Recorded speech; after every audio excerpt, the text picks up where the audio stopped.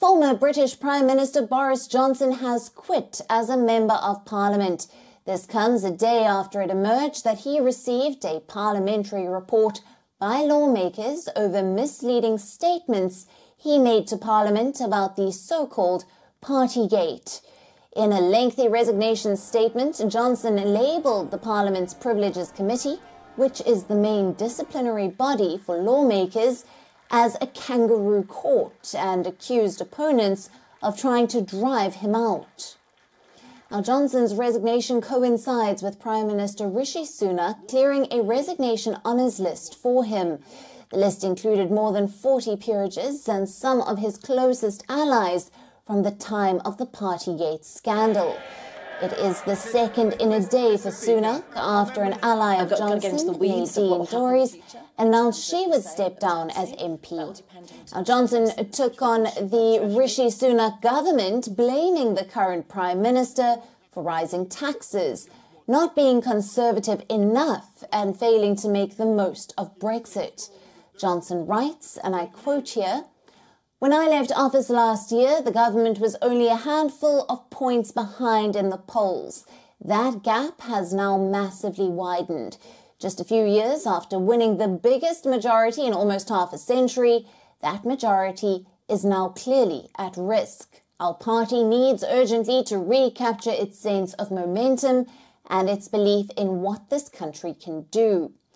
We need to cut business and personal taxes, and not just as pre-election gimmicks, rather than endlessly putting them up," unquote. Now, Johnson also accused the committee of having still not produced a shred of evidence that he knowingly or recklessly misled the House of Commons. Johnson was accused of misleading Parliament over parties held in Downing Street while the UK was under the COVID restrictions during the pandemic. Johnson ended his statement by stating, and I quote again, "It is very sad to be leaving Parliament, at least for now, but above all, I am bewildered and appalled that I can be forced out anti-democratically by a committee chaired and managed by Harriet Harman with such egregious bias." Now, several people reacted to Johnson's resignation, calling it shocking. It's a shameful moment, though there's some joy that Boris Johnson is standing down as Member of Parliament. I think it's really important to remind everybody that this Privileges Committee has a Conservative majority. It includes people, arch Conservatives like Sir Bernard Jenkins, and the idea that this is some sort of stitch-up is for the birds.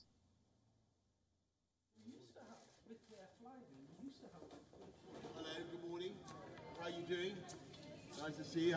You're not busy. Well, how are you? Now, responding to the resignation, the Privileges Committee, which has been investigating the former Prime Minister for more than a year, said that Johnson impugned the integrity of the House by his statement.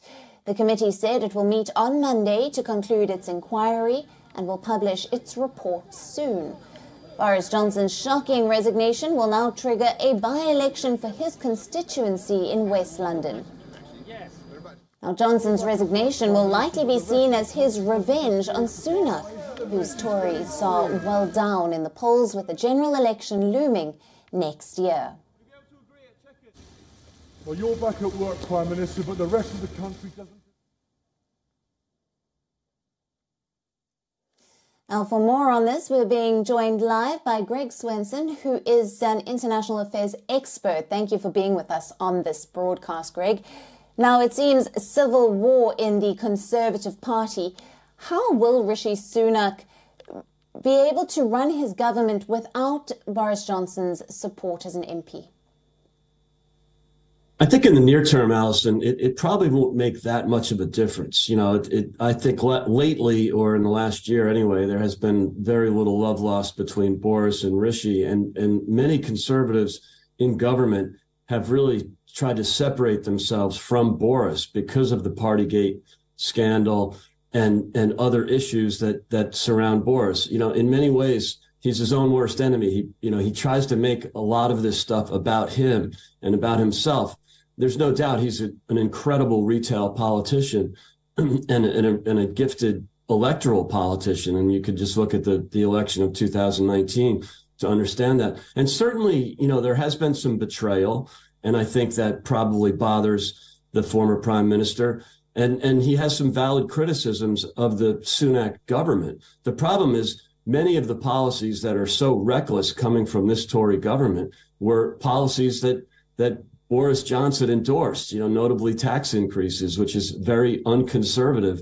You know, the hostility against the energy sector, which has been a huge, really helped create the inflation and the cost of living crisis. So I'm not sure he has some I mean, he does have some valid criticisms of Rishi, but I'm not sure that it's coming from a philosophical conservative. You know, much of the criticism of Boris while he was PM was that he was not governing like a conservative. He won the election as a conservative. And again, he's a gifted retail politician.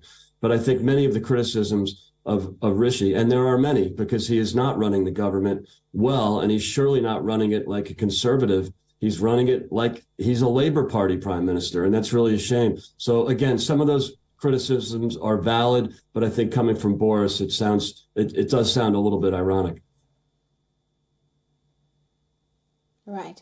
And Greg, what does this mean for UK politics in the days to come?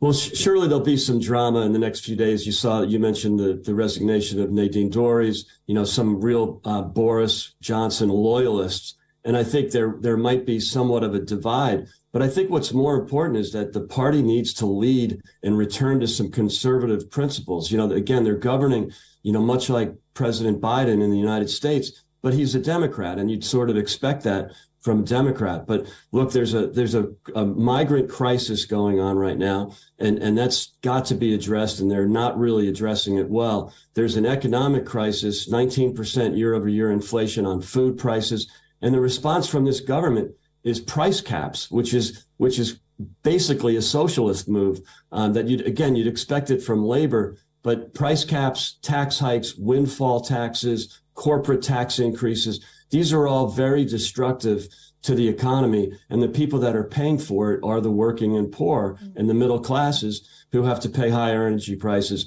You know, again, Boris Johnson's energy policy, which was destructive to energy independence here in the UK, is not that much different than Rishi Sunak. So I think someone has to emerge from the party to lead from the conservative right instead of trying to lead as Labour light.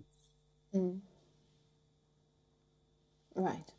Greg, thank you very much for being with us and your valuable insights on the latest coming up. Thanks for having me, Alison. WION, now available in your country. Download the app now. Get all the news on the move.